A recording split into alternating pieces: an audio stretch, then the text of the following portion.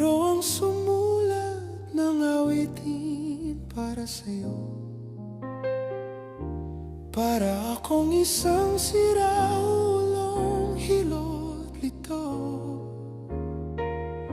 sa aking pangminana ng piano, teklado'y pilit nilalaro.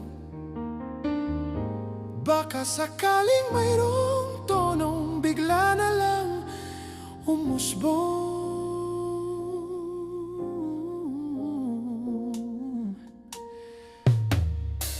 Tungkol saan naman kaya ang awiting para sa'yo? Hindi biro ang gawing sukat ang titik sa tono. 10 man aking diksyonaryo, kung ang tugma'y di wasto.